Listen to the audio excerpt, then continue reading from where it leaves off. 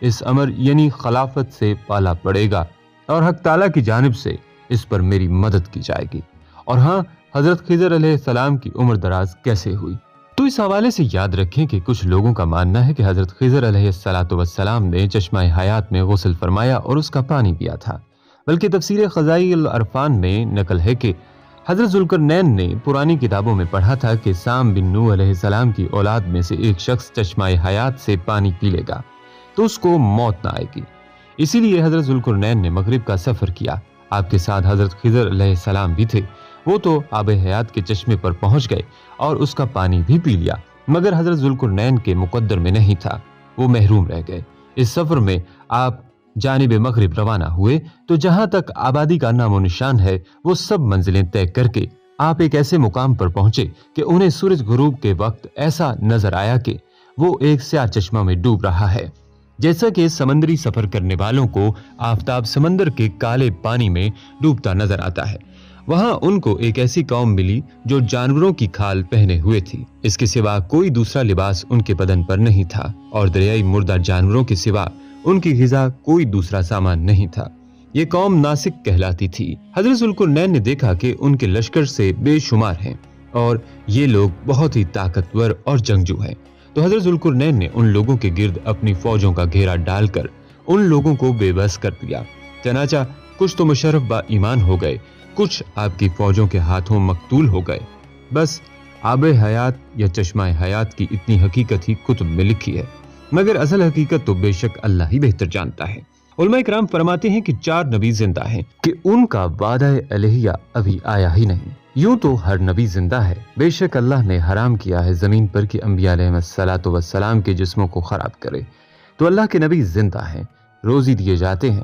انبیاء علیہ السلام پر ایک ان کو محض تصدیق وعدہ الہیہ کے لیے موت طاری ہوتی ہے، بعد اس کے پھر ان کو حیات حقیقی حصی دنیاوی عطا ہوتی ہے۔ خیر، ان چاروں میں سے 2 آسمان پر ہیں اور 2 زمین پر۔ حضرت خضر علیہ السلام اور حضرت الیاس علیہ السلام زمین پر ہیں اور ادریس و عیسیٰ علیہ السلام آسمان پر زندہ ہیں۔ ناظرین، روایت میں آتا ہے کہ ایک مرتبہ حضرت خضر علیہ السلام کہیں جا رہے تھے اور وہ بوڑھے تھے، ان کے پاس کسی قسم کا ساز و سامان یا رقم بھی نہیں تھی، بالکل خالی ہاتھ تھے۔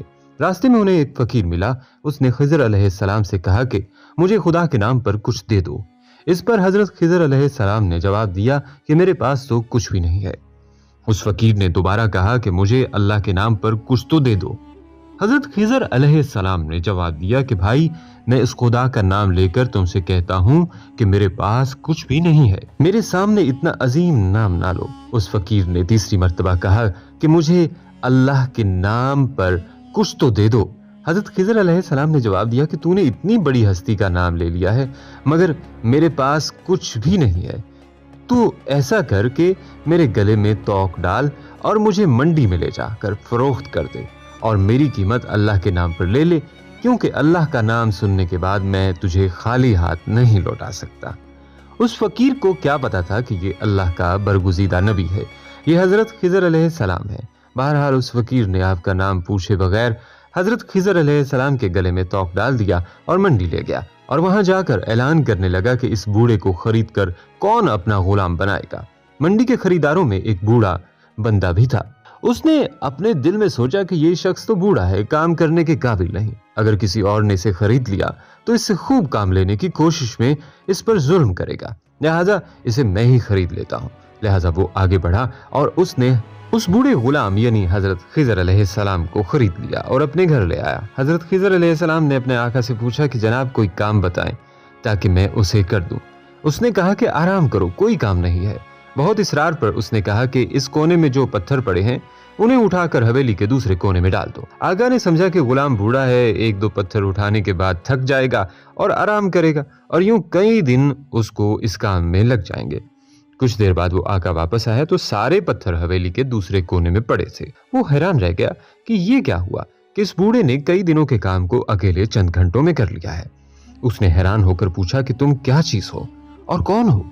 حضرت خضر علیہ السلام نے جواب دیا کہ جناب میں آپ کا غلام ہوں۔ بہرحال کافی دنوں کے بعد پھر اس بوڑھے آقا نے کہا کہ یہ دیوار بہت پرانی اور بوسیدہ ہو چکی ہے، اس کو گرا کر نئی دیوار بنا دو۔ یہ کہہ کر وہ آقا ایک کونے میں چھپ کر بیٹھ گیا تاکہ دیکھ سکے کہ یہ بوڑھا کیسے کام کرتا ہے۔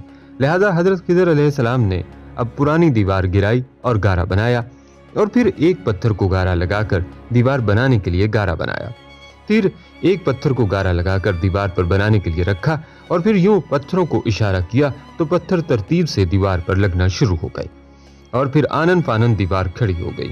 بوڑھا مالک دوڑ کر آیا اور ان سے پوچھا کہ آپ کون ہیں؟ انہوں نے جواب دیا کہ میں آپ کا غلام ہوں۔ اس بوڑھے آقا نے کہا کہ خدا کے لیے مجھے بتائیں کہ آپ کون ہیں۔ حضرت خضر علیہ السلام نے جواب دیا کہ میں بالکل آپ کو نہ بتاتا، مگر آپ نے خدا کا نام لے لیا ہے، اور اس لیے اس عظیم ہستی کے نام کی وجہ سے بتا دیتا ہوں کہ میں اللہ پاک کا نبی خضر ہوں۔ وہ بوڑھا ڈر گیا، تو آپ اللہ کے پیغمبر ہیں؟ مجھ سے گستاخی ہو گئی، بس آپ آزاد ہیں۔ یہ تھے وہ لوگ جو خدا کے نام کی اتنی لاج رکھتے تھے، تبھی تو اللہ تعالیٰ نے انہیں اتنا بلند مقام عطا فرمایا۔ سچی بات ہے، اللہ کے رسول بہت زیادہ نرم اور مہربان ہوتے ہیں۔ اس کے بعد حضرت خضر علیہ السلام نے دعا فرمائی اور سجدہ شکر بجا لائے کہ اے میرے پروردگار، میں تیرے ہی حق میں غلام بنا کر اور تیرے ہی حق میں آزاد ہوا، اس پر تیرا شکر گزار ہوں۔ بعد ازاں واپسی کی اجازت لے کر جب دریا پر واپس آئے تو دیکھا ایک شخص کھڑا دعا مانگ رہا ہے کہ اے میرے رب، حضرت خضر علیہ السلام کو غلامی سے رہائی عطا فرما دے اور ان کی توبہ قبول فرما لے۔ حضرت خضر علیہ السلام نے یہ دیکھ کر اس شخص سے دریافت کیا کہ آخر تو کون ہے؟ تو اس شخص نے بتایا کہ میں تو شاذون ہوں، آپ کون ہیں؟ انہوں نے فرمایا میں خضر ہوں۔ اس کے بعد شاذون نے کہا اے خضر علیہ السلام، آپ نے اپنے رہنے کے لیے مکان بنا کر دنیا طلب کی ہے، کیونکہ حضرت خضر علیہ السلام کا دریا کے کنارے پر ایک عبادت خانہ تھا۔ بس یہ سن کر وہ فوراً میدان میں نکل آئے اور وہیں اللہ کی عبادت میں مصروف ہو گئے۔ اس کے بعد حضرت خضر علیہ السلام نے اسی جگہ پر ایک درخت لگایا اور اس کے سائے میں عبادت شروع کر دی۔ تو آواز آئی اے خضر، جب تم نے درخت کے سائے میں سجدہ کیا تو تم نے دنیا کو آخرت پر ترجیح دی۔ پھر فرمان ہوا مجھے اپنی عزت اور جلال کی قسم ہے، مجھے دنیا کی محبت میں رضامندی نہیں ہے۔ اس کے بعد حضرت خضر علیہ السلام نے شاذون فرشتے سے کہا کہ اے شاذون، دعا کرو کہ اللہ تعالیٰ میری توبہ قبول فرمائے۔ لہٰذا شاذون نے دعا کی اور اللہ نے شاذون کی برکت سے حضرت خضر علیہ السلام کی توبہ کو قبول فرمایا۔ ناظرین، خدا کے برگزیدہ بندے اسی حالت میں رہتے ہیں جو اللہ کو منظور ہو۔ بے شک ہماری فلاح بھی اسی میں ہے کہ زندگی کے ہر موڑ پر آنے پر ہر پیچ و خم میں ہم راضی رہیں، اللہ تعالیٰ کی چاہت کو سامنے رکھ کر زندگی گزاریں۔ ناظرین، اللہ تبارک و تعالیٰ نے حضرت موسیٰ اور حضرت خضر علیہ السلام کا قصہ قرآن کریم کی 18ویں سورت سورہ کہف کی آیات 60 سے 82 تک میں تفصیل سے بیان فرمایا ہے۔ اس واقعے کی تفصیل صحیح بخاری و مسلم میں باروایت حضرت ابی بن کعب رضی اللہ تعالیٰ عنہ اس طرح آئی ہے کہ رسول اللہ صلی اللہ علیہ وآلہ وسلم نے فرمایا کہ ایک مرتبہ حضرت موسیٰ اپنی قوم بنی اسرائیل میں خطبہ دینے کے لیے کھڑے ہوئے تو لوگوں نے آپ علیہ السلام سے سوال کیا کہ تمام انسانوں میں سب سے زیادہ علم والا کون ہے؟ حضرت موسیٰ علیہ السلام کے علم میں اپنے سے زیادہ علم والا کوئی تھا ہی نہیں، اس لیے فرمایا کہ میں سب سے زیادہ علم والا ہوں۔ اللہ تعالیٰ انبیاء کرام کے خاص تربیت دیتے ہیں، اس لیے یہ بات پسند آئی۔ ادب کا تقاضا یہ تھا کہ اسے اللہ کے علم کے حوالے کرتے، یعنی کہہ دیتے کہ اللہ تعالیٰ ہی جانتے ہیں کہ ساری مخلوق میں عالم کون ہے۔ حضرت موسیٰ علیہ السلام کے اس جواب پر وحی آئی کہ ہمارا ایک بندہ مجمع البحرین پر ہے، وہ آپ علیہ السلام سے زیادہ عالم ہے۔ موسیٰ علیہ السلام کو جب یہ معلوم ہوا تو اللہ تعالیٰ سے درخواست کی کہ جب وہ مجھ سے زیادہ علم والے ہیں تو مجھے ان سے استفادے کے لیے سفر کرنا چاہیے، اس لیے عرض کیا یا اللہ مجھے ان کا پتہ نشان بتاتے جائے۔ اللہ تعالیٰ نے فرمایا کہ ایک مچھلی اپنی زنبیل میں رکھ لو اور مجمع البحرین کی طرف سفر کرو، جس جگہ پہنچ کر وہ مچھلی گم ہو جائے بس وہی جگہ ہمارے اس بندے کے ملنے کی ہے۔ موسیٰ علیہ السلام نے حکم کے مطابق ایک مچھلی زنبیل میں رکھی اور چل دیے، ان کے ساتھ ان کے خادم یوشع بن نون بھی تھے۔ دوران سفر ایک پتھر کے پاس پہنچ کر اس پر سر رکھ کر لیٹ گئے۔ اچانک مچھلی حرکت میں آئی اور زنبیل سے نکل کر دریا میں چلی گئی۔